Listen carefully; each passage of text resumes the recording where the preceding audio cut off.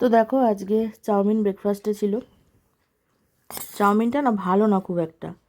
মা একদম মানে মন দিয়ে করার চেষ্টা করেছে, বাট এই চাউমিনগুলো খুব একটা ভালো হয় না, কীরকম স্টিকি স্টিকি হয়ে থাকে যতই ভালো করে করার চেষ্টা করো না কেন।